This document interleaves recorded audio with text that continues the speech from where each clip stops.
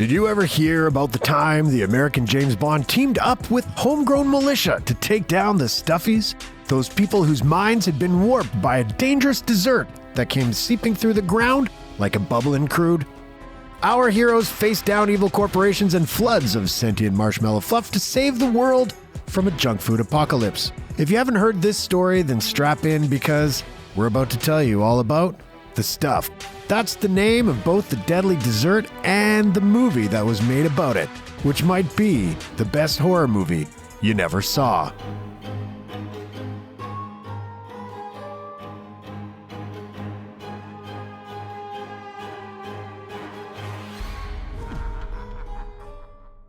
Over a writing and directing career that lasted more than 60 years, Larry Cohen told us some incredible stories. Stories about a maniac cop, stories about Black Caesar who dealt with hell up in Harlem.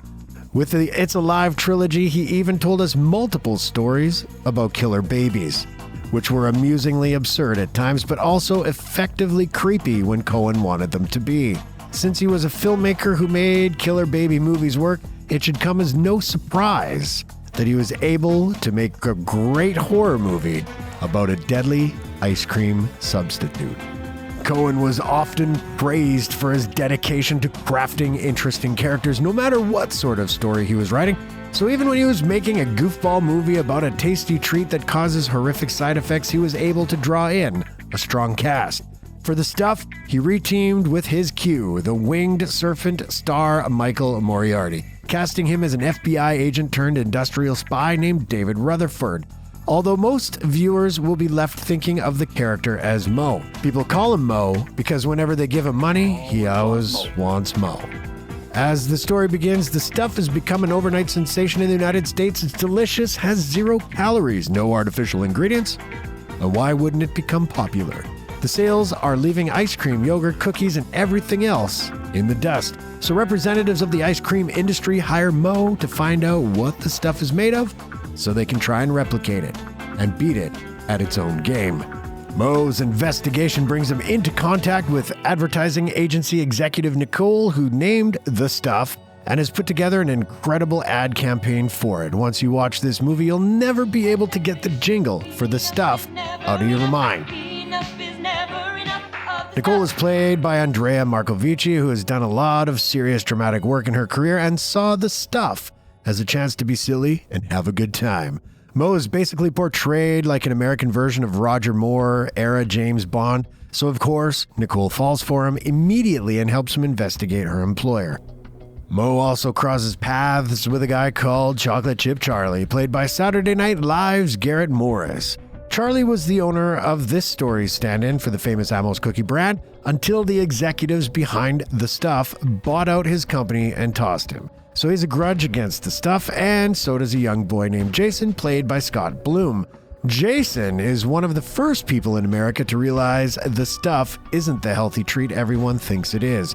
The Stuff, which looks like marshmallow fluff, is actually sentient, a living organism. It can move on its own, and Jason sees it doing just that inside his family's fridge. Once someone has consumed enough of it, they become stuffies. The stuff takes over their minds and bodies. It makes them do its bidding until they're used up and the stuff has to ditch their crumbling corpses. The stuff isn't manufactured, whatever it is, seeps up out of the ground, is siphoned into trucks and shipped off to consumers without any sort of processing.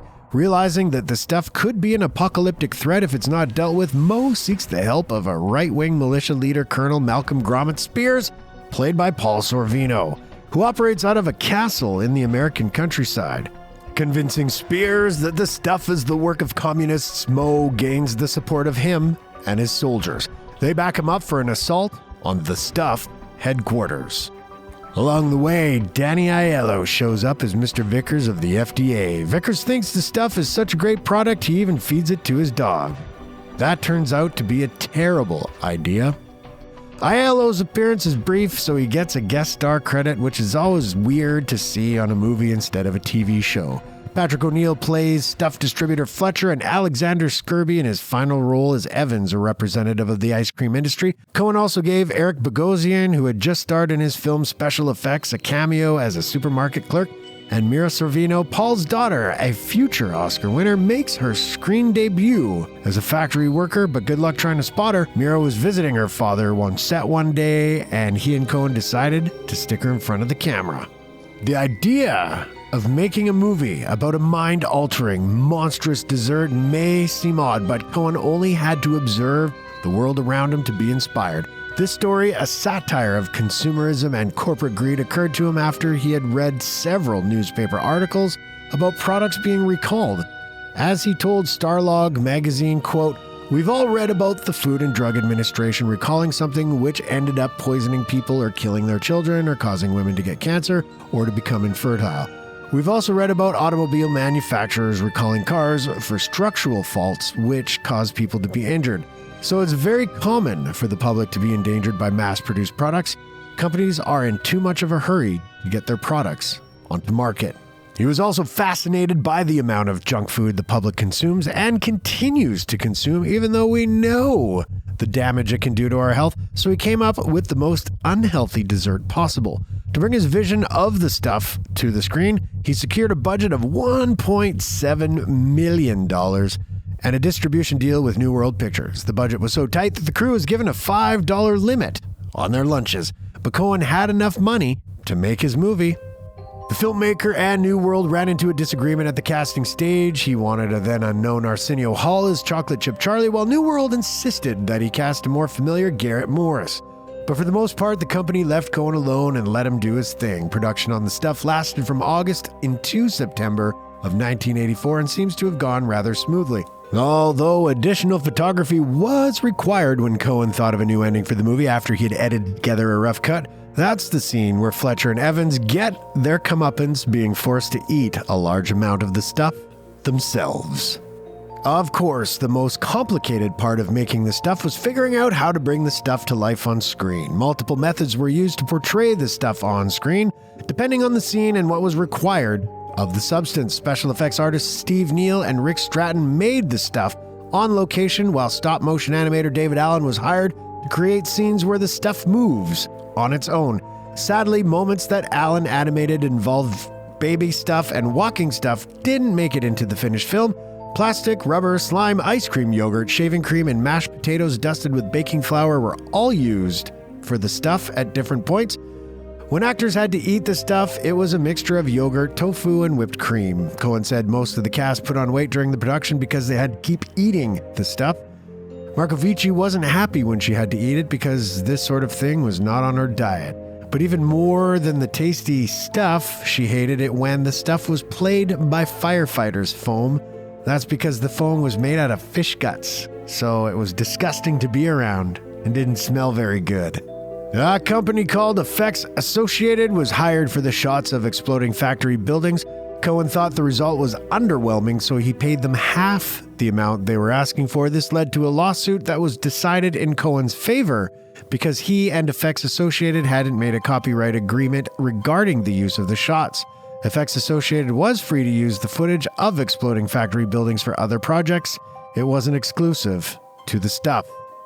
The factory building explosions weren't the only unsatisfactory things Coen dealt with. He was aware on set that some scenes weren't working. There was one where Mo and Nicole hook up at a hotel that was so obviously wasn't necessary. Coen went home early that day. He left cinematographer Paul Glickman with Moriarty and Markovici to finish shooting the doomed scene on their own. That scene actually did end up in the first cut Coen showed to New World Pictures, but then it and several others were cut because the distributor was disappointed with the movie he delivered to them. New World was expecting the stuff to be a straightforward monster movie, something nasty and horrific. They didn't know what to do with the movie Coen had actually made, full of satire and humor. A movie that goes for laughs more often than it went for scares. The one way they could see to make it more marketable was to make sure it was shorter and more fast-paced.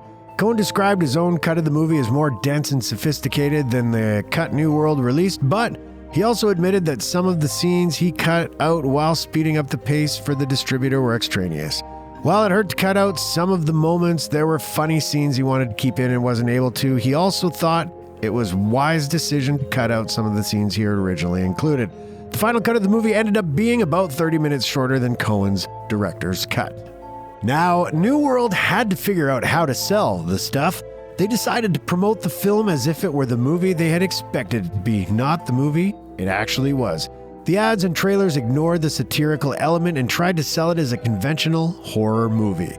New World's first scheduled the stuff for a March 1985 release, but delayed it a few months and ultimately gave it a limited release in the United States beginning in June of '85. Information on how it did at the box office isn't readily available at this point, but it is known that the stuff wasn't a hit. Cohen felt New World hurt the film's chances by not focusing on the humor in the advertising, and he also said that it was dealt a blow by Mother Nature herself. A hurricane hit New York the same day the stuff was released there. Newspapers weren't delivered that day, so the public didn't get to see that critics had given the movie positive reviews. Cohen had a friend in advertising who had created the stuff containers for the movie. During filming, Cohen was planning to do some tie-in marketing and sell the stuff nationally in those containers. Of course, this version of the stuff would have just been regular ice cream, not a substance that would turn people into stuffies. The idea was to see how much of the stuff they could sell before consumers realized it was just a movie promotion.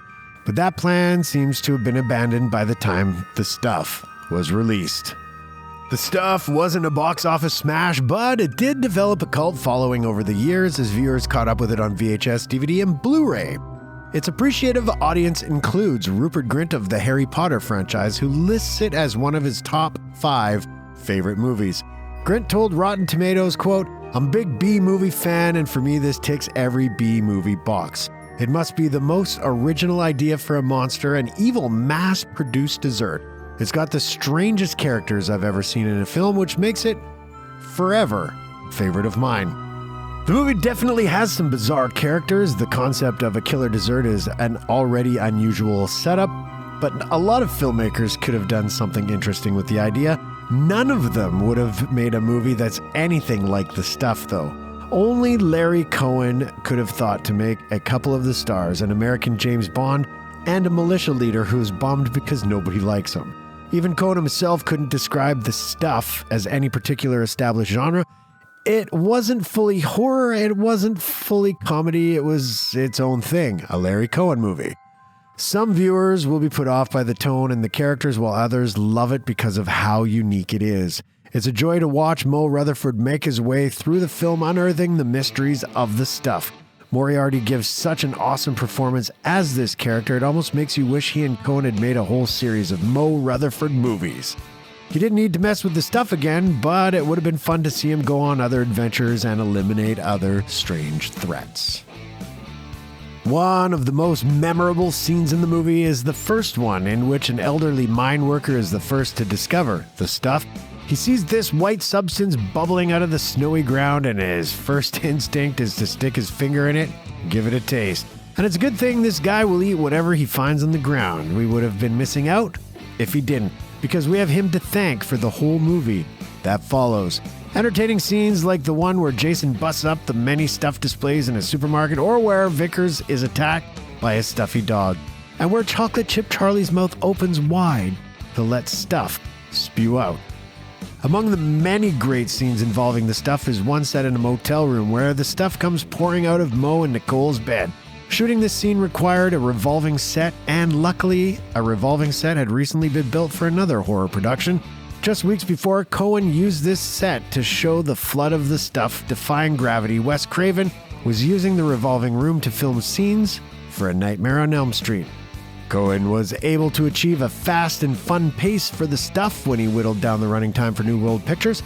But the movie goes so quickly, you can tell it's jumping over transitional moments and leaving out some information. It feels a bit wild and scattered, so it's interesting to hear that fans might have the chance to see a director's cut someday.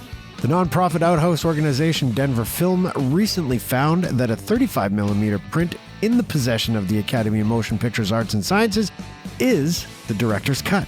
Those 30 minutes Cohen removed in 1985 are in that print. So hopefully someone will be releasing that soon. In the meantime, the theatrical cut of the stuff remains highly entertaining. Some fans have been enjoying the film for more than 35 years now, while more are discovering it all the time. It's worth checking out if you haven't seen it. We'll give Larry Cohen himself the final word on this one. To anyone who decides to watch the stuff, Cohen promised, quote, "You will be involved with the characters and the story. You will genuinely care whether or not these people get out of danger. You will believe in the danger and accept the threat as being real. You will be scared, and at the same time, you will laugh like hell."